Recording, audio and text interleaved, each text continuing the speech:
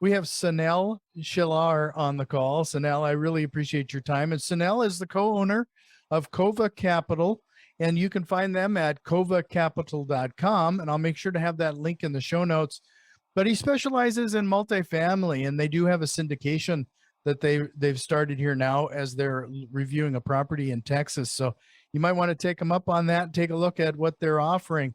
But Sunil, I really appreciate your time here today. Hey, I appreciate you having me on. Thank you very much.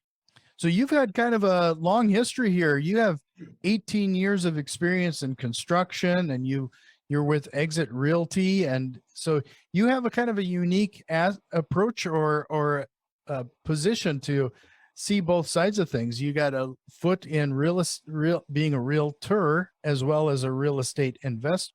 Correct. It's actually 21 years that I'm doing this right now. They need to update your sheet. 21 years. Love doing what I'm doing. I've been an investor first before a realtor. So I've been buying, rehabbing, and flipping for quite a while. Like everybody else, you want to scale your business. There's only so much time. There's only so much your team could do. So what I've focused on for the last 2 years now is I've gotten into the multifamily space. And some of my partners / sponsors, they themselves have done a couple of thousand units or own a couple of thousand units. So we basically syndicate throughout there. Everything that we do obviously is SEC compliant and take these properties down. Last one that I worked on was something in Pasadena. It was a $16.5 million deal, 200 plus doors. So it was a great opportunity, great learning experience. And like you said, we are working on something in Texas again right now. Just working it.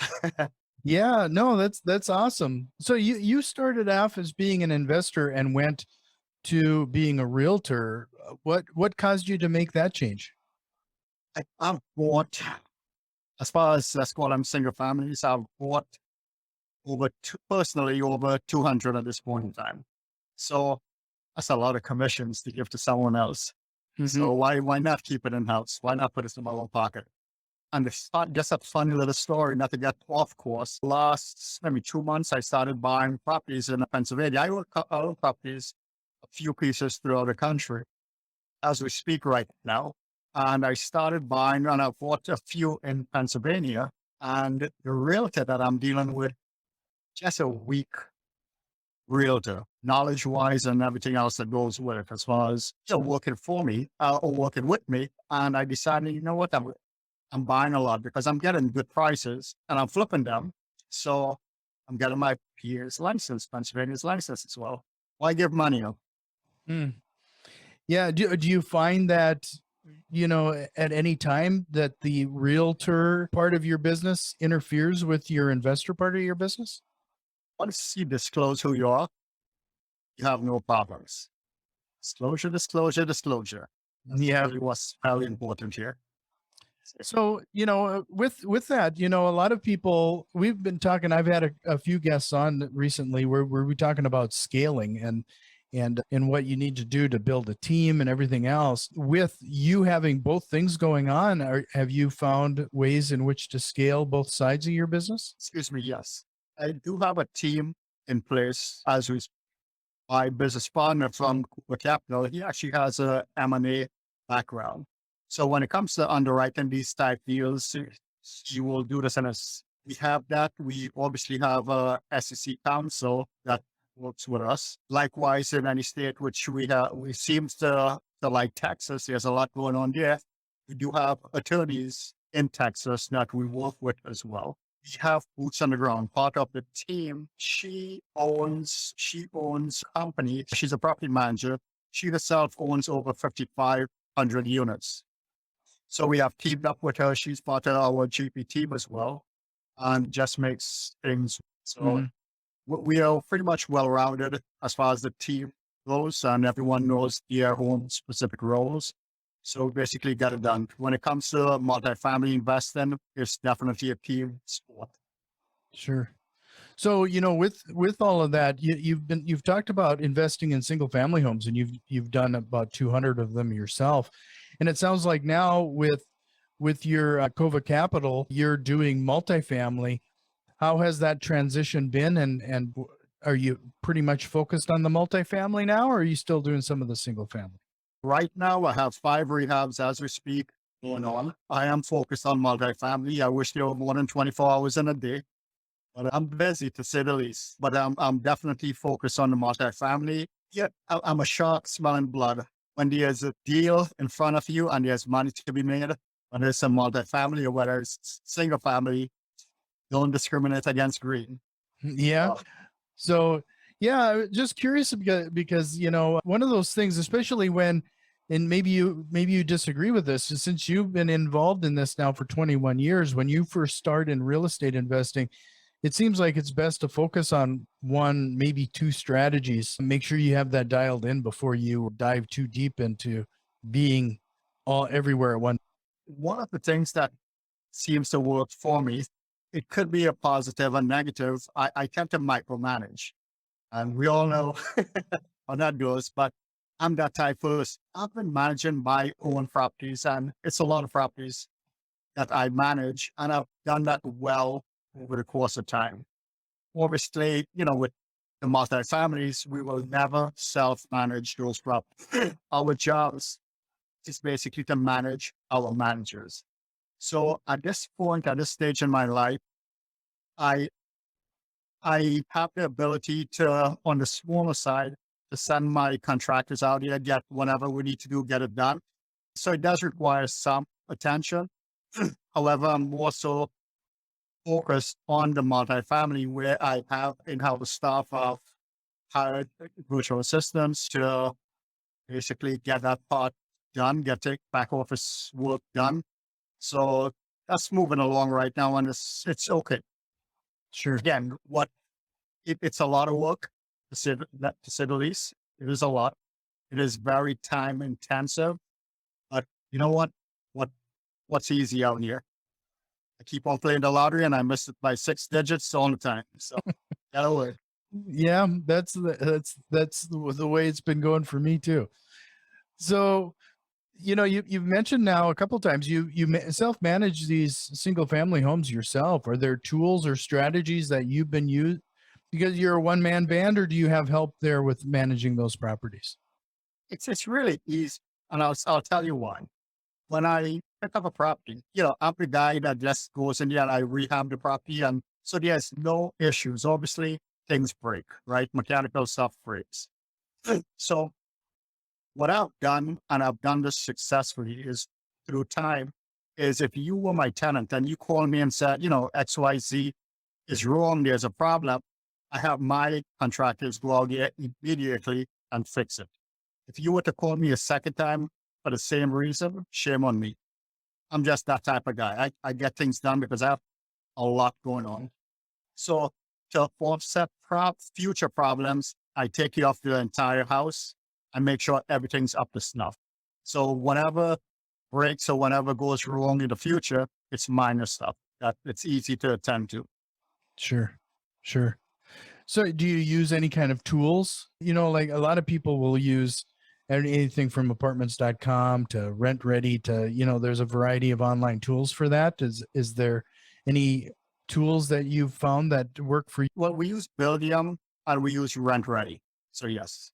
Sure. Okay. Absolutely. You can't really put it on a spreadsheet or in a book. Yeah. So, I'd always like to hear, like, how did you originally find real estate investing as an investment channel for you? How did I find real estate? I'll tell you a quick story of how I got into real estate. In my early years, when I first started, I actually had my Series 7 license. I came from major brokerage house here in New Jersey, on the city. I was actually an assistant vice president with them.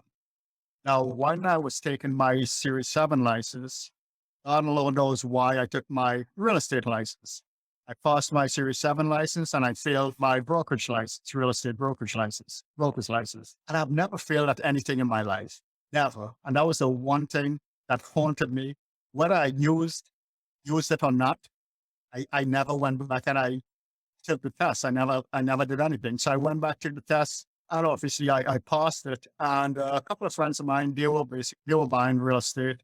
and I just followed them, and here I am today. Yeah. And one more quick thing to add. Anthony Robbins, he was actually in town while I was working at this major brokerage house, financial industry. And I went to one of his events. The very first, I'm basically a young kid, the very first night, not knowing what's going to happen. I walked on fire, bare feet. And that basically changed my life because you know what? If you can walk on fire, bare feet, and he has no problems, it's all mental. So if you could do that, you could do anything in the world. So I went back to my office the following week, and a few weeks later, I gave them my resignation. They could Wow. 6 figures and walked away. That had to have been quite the life. You mentioned it was a life-changing event, but that is significant that it was so life-changing that it forced you to take that level of action. Correct. You know, one thing I've seen in my space when it comes to investing or multifamily, it's really a mindset. You need to be strong-willed, strong mind, self-driven. You know, what's playing in your mind? You know, what books are you reading? Where are you? Who are you talking to? Who do you associate with? Those are the things that's going to either make you successful or not. It's really a very fine line of who you associate with. So one of the things that I've also done is when the pandemic, I went out there with my community, as far as all the businesses in my community, and started advertising and promoting their businesses for free, just as a paid forward to businesses. And I'm actually rolling out a new initiative right now where, you know, I guess we're still in COVID, doing the same, helping businesses for free, advertising them. So I love giving back. I love the fact that, you know, over the course of all these years, I've stuck to what I've done. And listen, like we all have paid a price when we first start a new venture. And I've been there. I've lost money. I've got hardships that comes along with it, but you learn like anything else. So you got to put in your time. And I think 21 years I've put in this a lot of time, and I've done tremendously well for myself because I still continue to buy today. Yeah. So, you know, you talked about getting burnt and a few other things there. Your sheet mentions failing forward. Is that part of that? What you just described there? It's part of it. One of the things that I need to achieve is greater success. And I'm successful. The only way that success happens is learning through failures, at least for me. So one of the things that I want to do or I need to do faster is fail faster forward. Because the faster I do things, the faster I fail is the greater growth that's going to happen. And again, it have happened.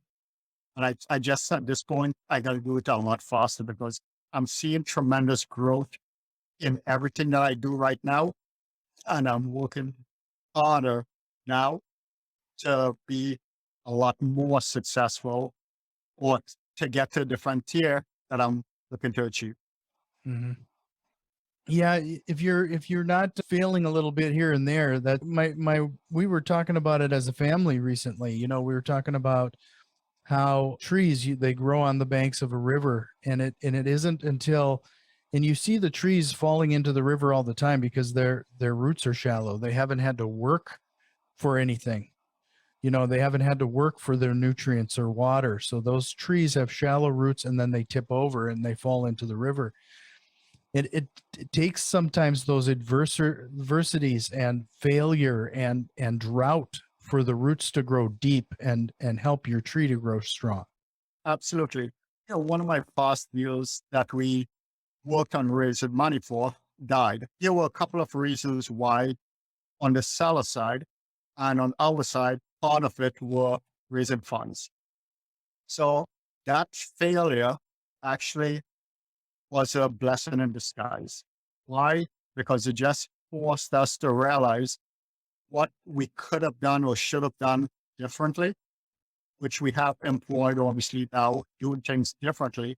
So which one of the things we are doing is that $100 million fund that we create. So like failure, there's opportunity and growth to learn from it. So absolutely. So I don't mind failing. Once you learn from it and you get up, brush yourself off, do it all over again. Learn from it, however. So you were talking, you touched on mindset there for a bit, and you've touched on single family homes, and it sounds like some pretty sizable multifamily. You know, multifamily is, in most regards, especially when we get into real estate investing for the first time, it's pretty much aspirational. You know, we start off with the single family homes and work our way up. Now that you've done both, would you say that's also a mindset thing that people could possibly or probably should consider jumping into multifamily sooner than they do? It's hard to answer that question, and the reason why, at least in my eyes, is where are you in your headspace? You know, when problems come, because problems will come, that's just the normal part of the course of life with respect to what we do. How do you address it? What do you do? Are you just going to cave at that point? How strong are you to fight through it? If you could do it on the single family side of things, then really the multifamily should not be a problem. Again, it's really apples and oranges, so you can't compare the same. Again, it's all mindset. Depends on that strength. Sure. Well, let's talk about your investments a little bit. You mentioned Texas and Pennsylvania here. Is that, and you're in New Jersey? Like, do you typically stick to certain regions? How do you find and maximize some of these investments? I got stuff in Florida. I got stuff in Jersey. I got stuff in here. I have stuff plenty places. So there are properties, obviously, on the multifamily side. Like I said, we do not self-manage. So we have professional managers who manage all those type properties. These properties that's close to me, where I live, it's not far to drive it if I have to. So I'll do so. It's just, again, so when you scale in, now, would I buy 2-family in Missouri for 20,000?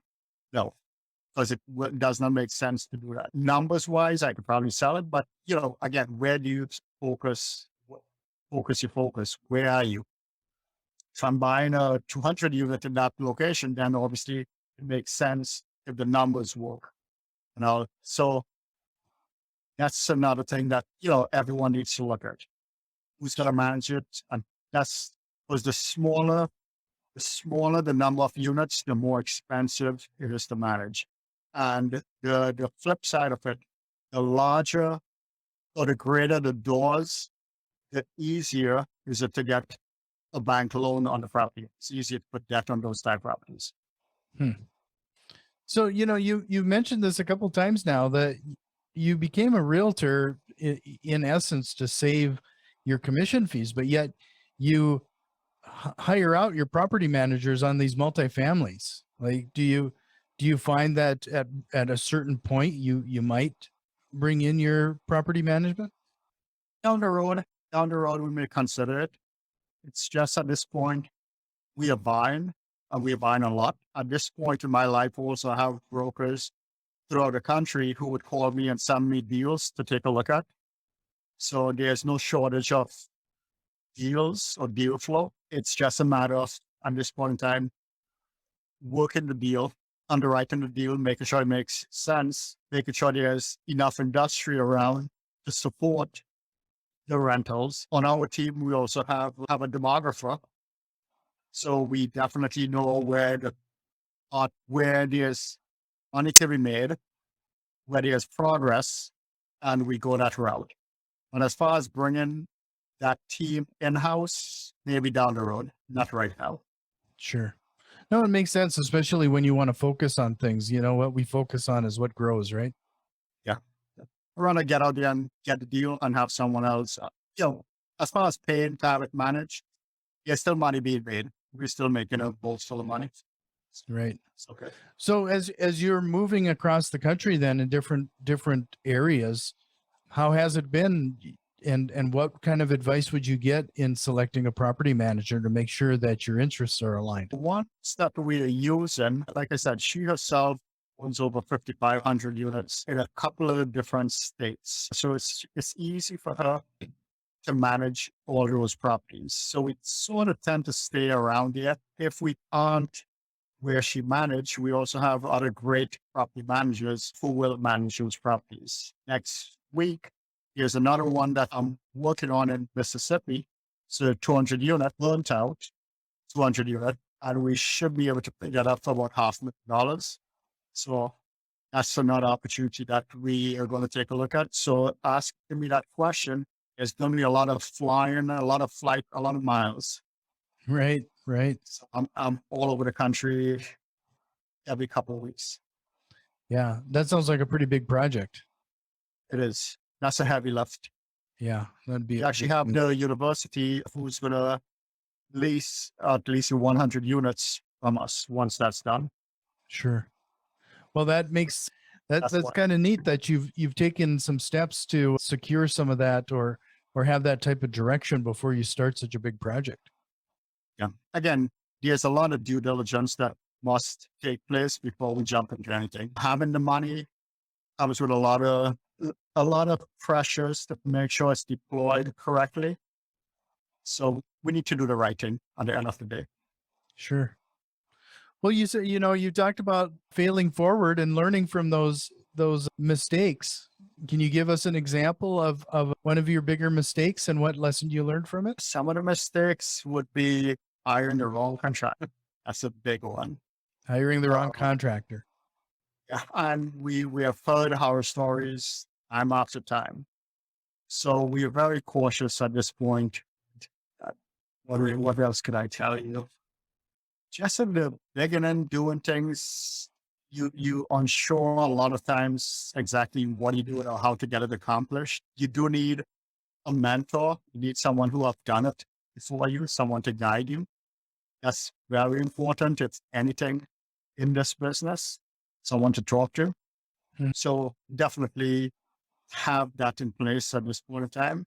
As one of the other guys on the team, he is a licensed plumber and he has been a contractor also for quite a while. So with his knowledge as well and my background as well, doing, all of these construction rehabs that I've done, it really isn't too hard figuring this stuff out. Sure. But you don't know what you don't know until you walk through those doors. Or walk on that fire. Yes. That was life change. Yeah, that's you've mentioned that now. That was life changing. And then you talk about, you've just mentioned, finding a mentor or maybe some help or coach. Was that a mindset shift for you as well to determine that you needed that type of help? I think in life itself, if you want to get better, and you can look at it from a sport perspective. If you want to get better, you need to be coached. If you're in the gym and you have someone pushing you, you'll do more reps than you possibly will do on your own. So it's one of those same type mindset thing where, if you have someone to guide you, listen, one of the things you do not want to do in real estate or as an investor is step on a financial landmine or cripple you. You don't want to make those mistakes. So you learn from others who have been there before you. We all do stupid stuff, right? We all make mistakes here and there. But if you have someone guiding you and you decide to do something outside of what they're doing, then you know what? Shame on you. You take that responsibility on yourself. So absolutely, as far as someone, a mentor, I think it's necessary. Yeah. We talk about, and I've seen this must be top of mind for me lately because I've brought this up a couple of times over the past couple episodes, is that I've seen this meme that's kind of been etched into my brain a little lately, where it's like $1,000 for the new iPhone, no problem. $1,000 for mentorship, that's too expensive. It's one of those memes that have been going around, but that's actually quite true. We'll happily spend 8 hours of our time consuming the latest Netflix episode, but we won't spend 8 hours going through training to learn how this all works. And that would by itself would just weed out people who should not be in this business. Because if you cannot or aren't willing to get trained, or if $1,000 is exactly what you just said, either buy a phone or you get trained, and to get trained is too much. You shouldn't be in this business. Plain and simple. Yeah. And that is the sad truth around that. And I think a lot of people make that choice. Yeah. It's sad. It really is. Because one of the things that you want to do as an investor or as an owner is you want to raise the property value on your building. You want to make your tenants happy. Number one, should be educated in what do I do as an investor? Where am I? Simple little things like that, because at some point in time, you want to sell your property as well, which means you want to sell for a profit. So what do you do to do so? One of the things that we do, obviously, like everyone else within this space, you go in there, you rehab the property, you do a facelift, you do your renovations, landscaping, changing hardware on kitchen cabinets, or changing kitchen cabinets if you have to. You need to do all of that. If you're getting into this business, you need to know how to underwrite properties. And if you're unwilling to, as a person, to learn that, getting back to that $1,000, let's say, for your phone, or educate yourself, you're really going with all of this. You have asset management. If you know nothing and you're unwilling to learn, like I said, this isn't the business for you. Definitely, you got to motivate yourself, number one. And you got to spend hours and hours just training yourself, teaching yourself. If you want change to happen, then you need to change. You expect everything else, it's never going to happen. Yep. No, I can't say it better. And really appreciate your time. This was a great conversation. Again, I want to point everybody to your website, CouvaCapital.com. Check out and see what he and his team are working on here. There's quite a bit of information there on how you could maybe get involved. But before I let you go, is there a question or a concept you wished I would have covered here today? No, I think we pretty much covered it all. I appreciate being on. Yeah, I appreciate you being on. It was a great conversation. I'll hope you consider coming back again sometime. Absolutely. I'd love for you to have me back.